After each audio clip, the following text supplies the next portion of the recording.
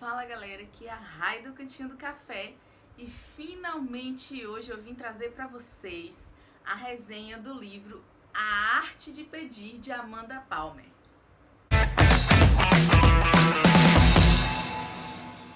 O que falar de Amanda Palmer? Gente, esse livro aqui, eu vou até ver aqui na dedicatória, não tem ano, mas se eu não me engano foi em 2017. Então vamos fazer as continhas. 17 para 2020, né? 3 anos. Tem 3 anos que eu tenho esse livro aqui, A Arte de Pedir, de Amanda Palmer, que foi minha comadre que me deu de presente de aniversário. E olha que eu faço aniversário dia 17/9. Então gravem aí se vocês quiserem mandar alguma coisinha. A gente aceita. Mas voltando para o livro, esse livro eu ganhei de presente de aniversário. Ele é da editora Intrínseca. Ele não é muito grande. Ele é da edição de março de 2015. É a primeira edição. No momento eu não sei em qual edição ele tá, né? A impressão, a tiragem. Mas eu quero dizer pra vocês que foi um livro que eu fui deixando pra lá. Sabe quando a gente chega no momento da ressaca literária, que a gente começa a ler um livro, não se identifica, para, lê outros, volta pra ele, lê outros, volta pra ele? Foi o que aconteceu comigo. Eu nunca tinha tido uma experiência estranha como eu tive com esse livro. Que eu queria deixar até aqui um recado para a editora Intrínseca. Que por mais, eu não sei como funciona essa relação de autor e editoras. E não sei se é somente a editora que classifica o gênero literário desse livro. Mas esse livro aqui, ele só tá com a classificação de música e arte e títulos. Mas a todo momento contando a sua história. Então por que não ter autobiografia na classificação, já que quando nós, leitores, procuramos os livros através de gênero ou classificação, né, como a maioria conhece, por que não ter biografia, autobiografia? Porque ela conta uma parte da vida dela em que ela teve dificuldades financeiras como artista e conta também algumas experiências acerca dos relacionamentos interpessoais que ela teve durante toda a sua vida. Inclusive, o título desse livro, A Arte de Pedir, vem pontuando as necessidades imediatas que ela teve no decorrer da sua carreira em relação ao mercado de trabalho, né?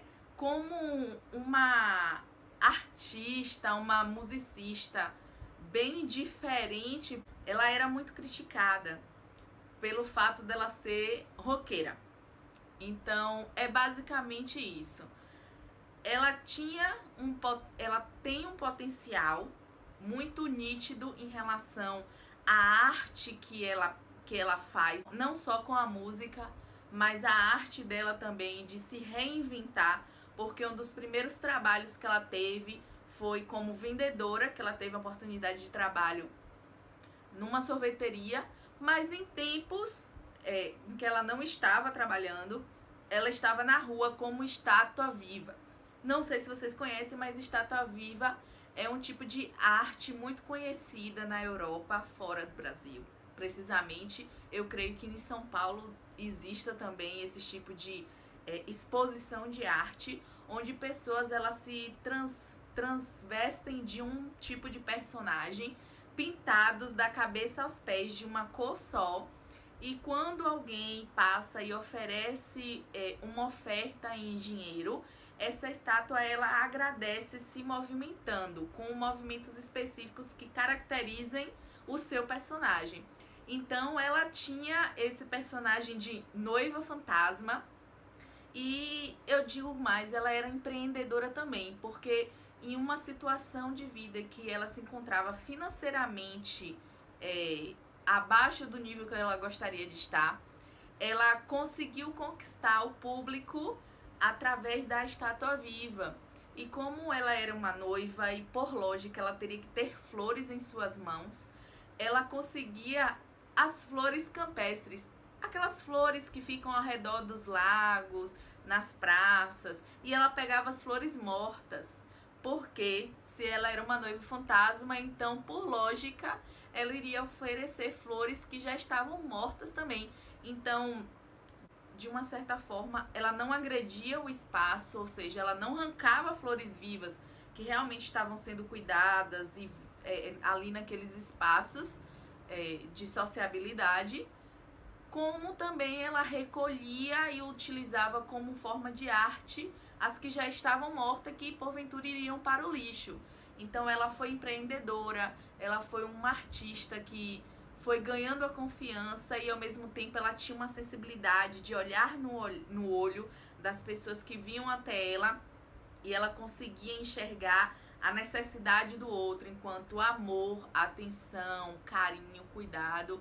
E ela trata muito bem essa experiência dela aqui nesse livro, quando uma das pessoas que oferecia, né, dinheiro a ela para que ela se movimentasse como estátua, era uma pessoa que pontualmente passava todos os dias e olhava profundamente no olhar dela. Então ela sentia que aquela pessoa tinha uma necessidade de afeto grande, que ele estava transferindo isso para ela no momento em que ele ofertava aquele dinheiro para que ela se movimentasse e chegasse próximo dele. Então, assim, as experiências de Amanda foram muito conturbadas, porque ela teve relacionamentos que não valorizavam quem ela era, mas ao mesmo tempo que ela passava por todas essas dificuldades, ela pôde ter e criar, na verdade, oportunidades para que ela mostrasse o seu talento como compositora e musicista.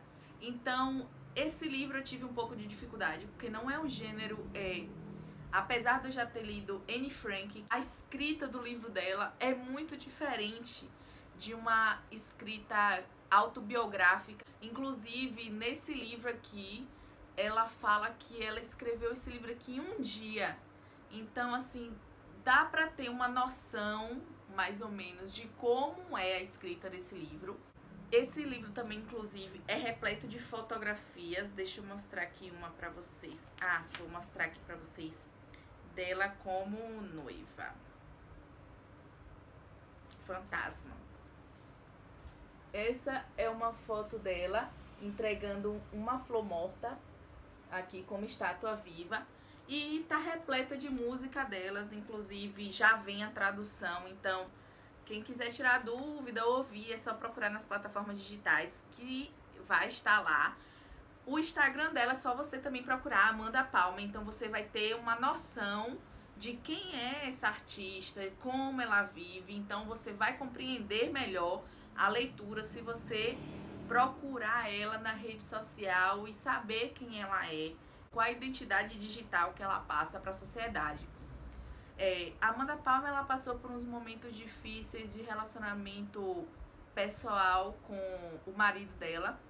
Inclusive, ela relata uma fase da vida que ela teve que fazer uma escolha muito difícil, mas que para as pessoas que amavam ela foi compreendida. Então, assim, para ela esse momento foi muito difícil e ela deixa bem claro como foi as escolhas, mas também ela traz a sensibilidade de uma amizade verdadeira e que ela fazia de tudo para estar perto no momento tão difícil que foi a descoberta do câncer terminal de um amigo, que fez ela chegar ao ponto até de cancelar uma turnê para que pudesse estar mais perto e cuidar desse amigo que tanto ela amava.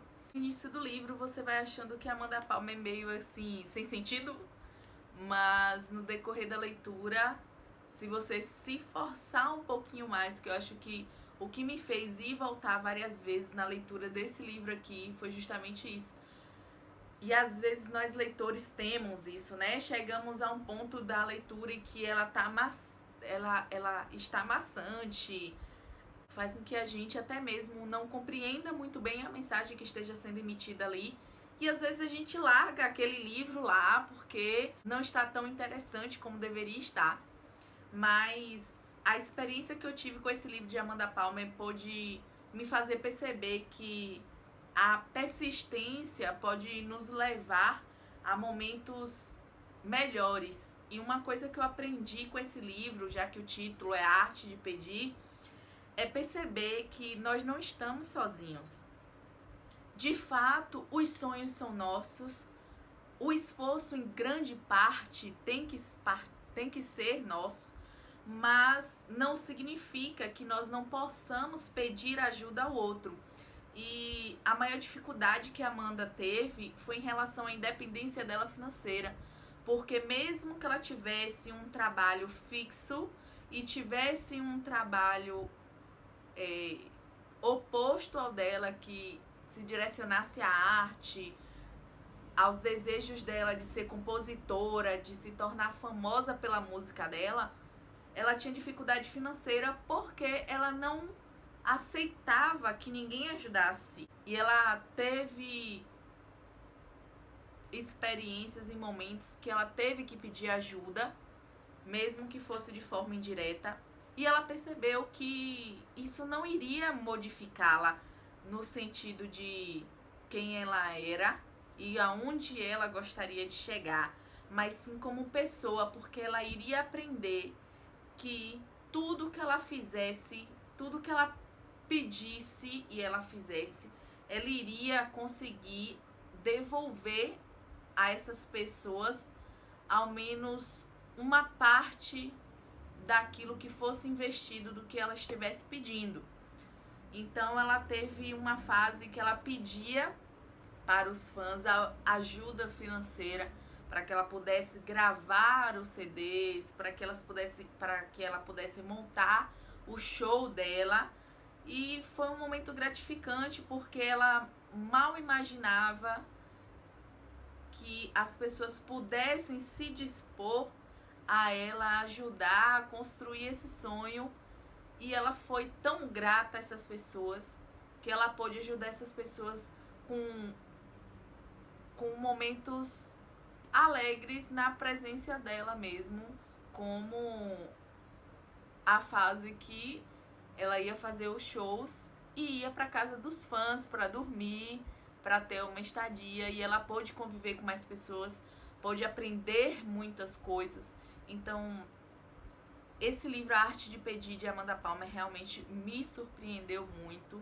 Era um livro que eu já gostaria de ter trazido a resenha para vocês há um tempo atrás, mas eu tinha uma resistência porque eu ainda não tinha acabado, e não tem como você fazer a resenha de um livro, indicar a leitura desse livro a alguém, se você não concluir.